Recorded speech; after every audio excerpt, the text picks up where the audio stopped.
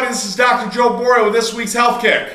And what did I want to talk about? I want to talk about this book that I've read. I've read it many times. I've just read it again. I want to share something else with you about reading books. If you really read a book, try not to enter the approach of reading a book by getting to the end. Try to read a book by being changed. Books are the thoughts of other people, and they can change you. And why I read books over and over, books that of meaning. I don't mean a book for entertainment, and there's nothing wrong with that either. But what I mean by when I say that is when you read a book that has meaning, significance, talks about your life, changing your life, doing different aspects of your life, that they change you. And when you go back and revisit a book, an author, the thoughts of another man or woman, and you read it again and again, each time you read it, you're probably a different person. So you pick up a little different thought, a little different advice, a little different level of inspiration. And one of the books I'm referring to, there's many books, but one of the books I'm referring to is As a Man Thinketh. It's actually free on ebook, so it's probably one of the best books I've read. I've read a lot of different books. It's not a long book. It's been around for a long time, and but basically, it goes into what I've talked to you guys about before, and that is, it's you manifest what your thoughts are. You bring into your life, you create what your thoughts are. And I don't mean that in a mystical way, though that might very well be a possibility, but I'm not saying that, I'm going to, here, let me think about something, and over a period of time, I'm going to manifest, this chair. Poof, here comes a chair in my hand. That's not what I'm saying. But what I'm saying is that if you think about something all the time, or certainly you focus on certain things, you tend to bring them into your life. And those might be negative things or positive things. You create that. And if that's true, then why not focus on positive things? Now, the problem you have with that whole thought process is people talk about positive thinking. That itself says, well, think positive, think positive. That's good, but it almost doesn't give you enough of the nuts and bolts on how to do it. So let me try to help you out with it a little bit, and I think it'll help you bring some better things in your life. And when we talk about a health kick, better things in your health, what I mean by that is some advice on nuts and bolts is take a few things, take a few minutes and write down a few things that are important to you. And why you want to do that is you want to try to get a little bit at your purpose, or what you really, I shouldn't say a little bit, you want to really nail your purpose, but sometimes you need to kind of nip away at it because some of us don't know what our purpose is. Some of us don't have a purpose. So, and that's okay. You need to find one, I think, if you want to enrich your life and make things a little easier. So, what is your purpose? And now when you get into your purpose, there's a great scene in City Slickers, and it's with Billy Crystal and Jack Palance, and they're riding on a horse, and they went away on a dude ranch, and Jack Palance said, all you guys come out here in your 40s, your middle-age crisis, and you're looking for the answer to life. He said, what the answer to life is? Is one thing. And Billy Crystal says sarcastically, your finger? And he says, no, one thing. He says, well, what's the one thing? And he says, that's what you need to figure out for yourself. And once you figure all that out, everything else doesn't mean anything. That's not the word to use. We may have children watching this, so, okay. So, nothing else matters once you know the one thing. And certainly it matters to a certain degree, but it doesn't matter as much. It becomes insignificant debris, insignificant details. If you are, let me use an extreme example. If I'm running for my child who is crossing the street, okay, and I'm a woman, and I have a beautiful skirt on, and beautiful new shoes, heels, and a beautiful outfit, and my hair is done in a certain way and so forth, and I've really spent a lot of time and effort. That's not my purpose. My purpose in life as a mother is the health and well-being of my child. Now, if my child runs across the street, you are going to run without any forethought of your own health or safety in front of another vehicle. You're not going to care about ripping your skirt or your heel or your hair or anything, because that's your purpose. So certainly those other things may have some meaning in your life, but but it pales in comparison. It becomes insignificant debris to that of the health and well-being of your child. And that's an extreme example to make an example. So what is your purpose? Is it your family? Is it your significant other? Is it your job, or career? Is it a feeling? Is it a process that you're going through? What is your purpose? And I think when you find your purpose, it's easier to direct your thoughts. So today's health kick is really about the art of controlling your thought. And a couple other things I want to lead into that was one great man. His name's Dr. John DeMartini, and what he said was when the inner voice. I'm sorry. Let me step back a minute. He said that when you know you have mastered your life. When you know you've mastered your life, you know that the inner voice is stronger and louder than the outside voices and the detractors to your purpose. And that's good advice, because when you look at the greatest leaders and significant people in our world, in our history, you'll realize that their actions, their existence was stated upon a purpose.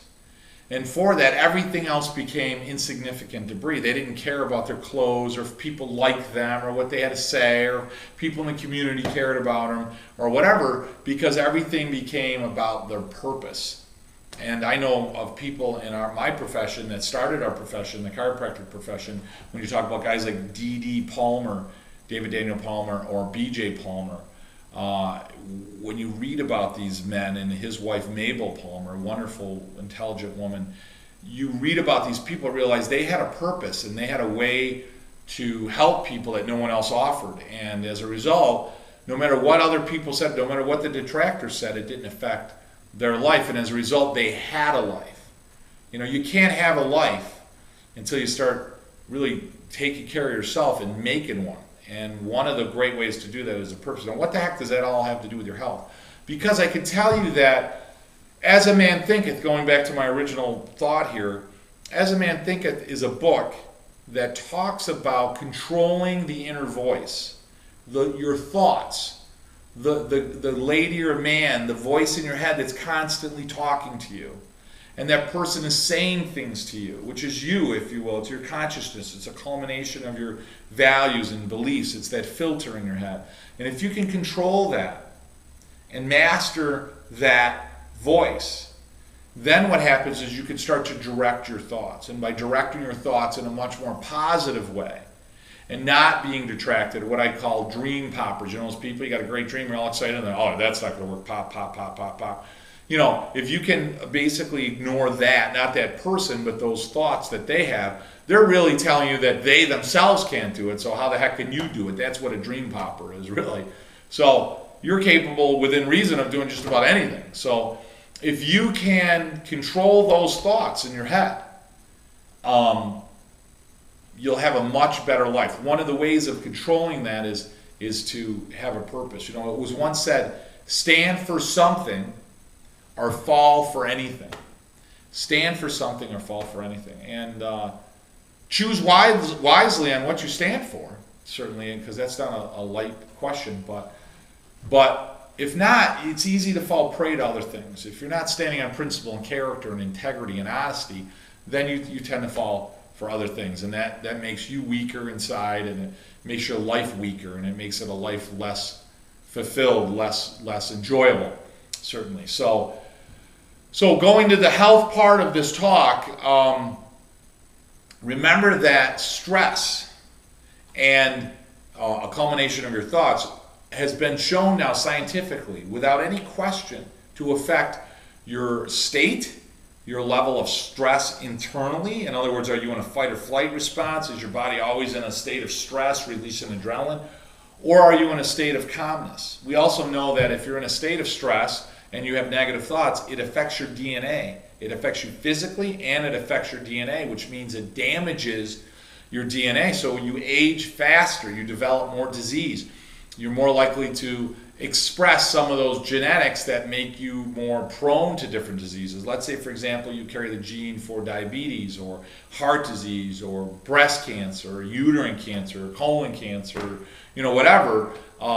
Just like positive thoughts can suppress and prevent that gene from ever being expressed, negative thoughts, you saying negative things to yourself all the time, can what? Cause those genes to be expressed as well, and therefore making you more prone to disease. It's pretty amazing how that works. So my advice is to get As a Man Thinketh. I think it's a great book. I'd read it many times. Number one. Two, try to realize that you're talking to yourself on a regular basis. Try to control that voice so that you can get a better control of your life, if you will.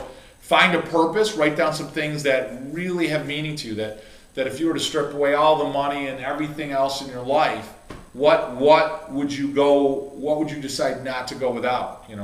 If you say my Starbucks coffee in the morning, I'm not saying that's not a purpose, but I'm not thinking that's the best purpose to have. It's not an empowering purpose.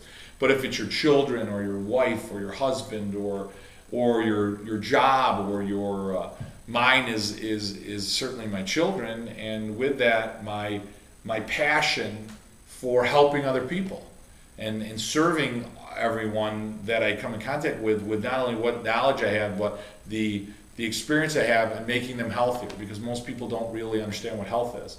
So with these little health kicks, I hope that as you watch them, you learn a little bit more of how the body works and what health is and how the mind, body are so intricately connected that you can't separate them.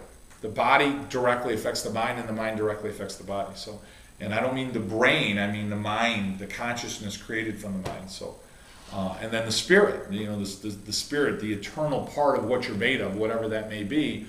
There's something inside you that's eternal as well. So, if I take the spirit and the mind and the body, and if you read a lot of the Eastern culture, if you can master that wheel, you're a much healthier life. You have a much healthier existence. You're happier and more fulfilled in all aspects of your life. Don't you see some people like they're phenomenal in business, but their personal life sucks? Or their personal life is phenomenal, but their business is awful, right? Or they have no spiritual foundation or whatever. So you need to kind of work in all those circles in order to really create a less stress, more happiness in your life. So not that I got it all figured out. I certainly don't mean to say that I do, but these are some great thoughts and I think great ideas that I've learned from people that do have it figured out. So I thought I'd share that with you, because I'm trying to master it just like the rest of you guys. But these are good thoughts, and this is what goes through my head, and I want to share those with you today. I had a couple of really neat experiences this week that kind of inspired me to share that with you. So we didn't get into the real specifics. Guys, getting into the end of this, wrapping this up. Remember, we've got a great Lose to Live, Dr. Joe's Lose to Live, coming up with Tom Thompson. It's going to be awesome. I'll definitely give you a heads up when that's coming out, but keep an eye out for that. It's life-changing with nutrition and diet and chiropractic, real good stuff. And remember, guys, you, your mother, your father, your grandfather, your uncle, everybody else out there needs to be under chiropractic. You got to exercise. You got to eat good. You got to drink water. You got to think positive mental thoughts. That's what we were talking today, right? Get some good nutrition in you. And remember, everyone you know, everyone you see needs a good brain nerve supply to the body, and the body needs to give a good information back to the brain. The only way you can ensure that's going to work is if you're getting good, regular chiropractic care to make sure your spine is straight is healthy, crooked is sick and diseased. My people, my members of my practice, you can bet I do everything I can to get them straight and healthy. Guys, have a wonderful week. Remember, As a Man Thinketh, have a good week. I'll talk to you next week.